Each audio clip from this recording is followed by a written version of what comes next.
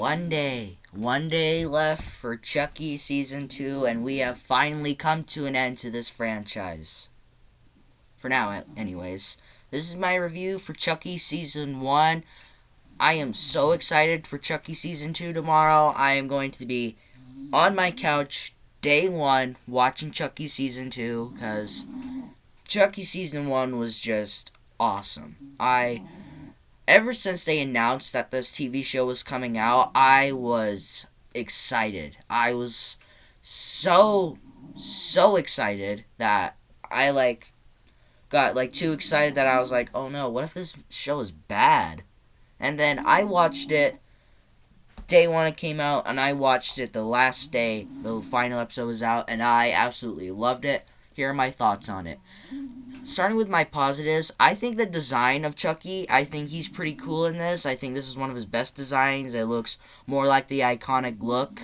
And I think the little, when he comes to life, I think that's when he looks the best in this series. I think that this is just one of his best looks, and when he's talking, this is one of his best looks as well.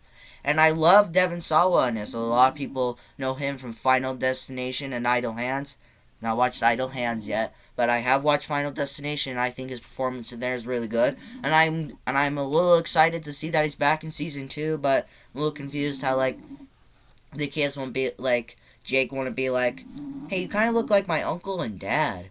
But anyways, I'm really excited that he's returning for Chucky Season 2, and I think he was awesome in this season.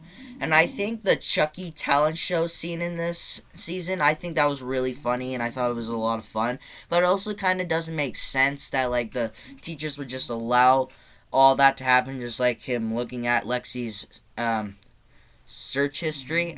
They would never let you do that, but I guess they wouldn't. But I enjoyed that scene. I think that's one of the best scenes in this TV show. And I loved seeing Chucky in a Hello Kitty mask. I never thought in my life I would see Chucky in a Hello Kitty mask, and he looks awesome and cute. I loved that, and it's too silly for some people, but I thought it was funny. And Fiona Dourif, she is awesome in this. And when I first watched this TV show when it premiered, when she played her dad as a young Chucky, Charles Lee Ray, whatever you want to say, when she played a young Charles, I kind of noticed her when I was watching. I'm like, that kind of looks like Fiona Dourif in a way, but I didn't know. I thought they got some random actor and did some prosthetics, or they de-aged Brad Dourif. But then when I watched the behind the scenes after the show, they said it was Fiona Dourif, and I freaking called it. I was like, I knew it. I knew it was Fiona Dourif. Now, a lot of people keep thinking, I'm like, oh, you're just saying that because you just saw the behind the scenes. I was like, no, I legit thought it was Fiona Dourif, because I can kind of see her face under the makeup. You can barely see it, but they did a pretty good job covering up her face, but she looked awesome. That's all I gotta say. And when she's Chucky in this, when she plays herself, when Fiona is pretending to be Chucky, and when Chucky pretends to be a Fiona. Whoa. Brain teaser, right? But that is awesome. I think that's really cool. And I like the Child's Play 2 reference to the Tommy doll. It's a little simple, but I love Child's Play 2, and I like the little Easter egg in there. And the prequel parts of this movie, I do like them. A lot of people are like, oh, it's just answering questions I didn't care for. It is answering questions I didn't care for, but they don't go all the way over there, like Chucky's first kill, how Tiffany and Chucky met, and all that. Doesn't go so far, but I did like that stuff. And the burnt Chucky, where his face is melted, he looks like Two-Face. I almost said Toothface.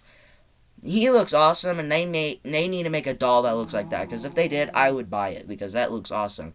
And I did think a lot of the characters were interesting, like Jake and Devin and Lexi. She was a bitch in the first half of the show, but then she grew on me on the second half. But I will talk about some of the more characters. And the episode 6 opening was awesome. It was amazing with Andy and Kyle. They were shooting the Chucky to death, a very Pulp Fiction-like. That just would have reminded me a lot of. And I thought that scene was awesome, and I think episode 6 has my favorite opening of this franchise. Not this franchise, but this season. And I think the movie theater massacre is awesome, where Chucky's going on under the seats and stabbing people. I love that. And I'm a Carnage Candy person, and there was a lot of carnage in this season, too. Now on to my negatives. I did not like the Junior character. He was an asshole throughout the entire season, and when he becomes a killer, he's just more of an asshole. I did not care for his character. If he lived, I would probably be upset, but if he died, I would probably be happy. And I was a little happy that he died because I did not care for this character that much. And Lexi's mom is a bitch, and I do like learning that the person who actually plays Lexi, that's her actual mom. I think that's pretty cool, but I just don't like this character, and I really wish that she would die. And hopefully she'll die in season 2, but who knows. And the thing that mostly pissed me off and almost made Lexi a negative of the show was Lexi dressing up as Jake's dead dad. When I first watched this, my face was shocked. It looked like this. Oh no, that bitch had to die. When I first watched this, I wanted that bitch to be dead. I wanted to watch her die. I wanted to see her burnt. I just wanted to see so many damn knife stabs in her body. But she grew on me, like I said. And this is where most of my negatives come from from episode 8, because episode 8 of Chucky was my least favorite. But I might do an episode ranking. Who knows? Chucky hiding in the toilet. That's about it. I don't even explain. Chucky hiding in the toilet. Pretty stupid. And how come Chucky can survive a decapitation now?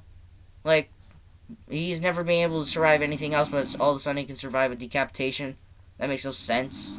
Like, oh God, there's something in my eye. Like, when has he been able to do that? Never. And it's pretty fucking stupid. And there's a thing in this movie where Tiffany reveals that she called the cops on Chucky the day he was gunned down.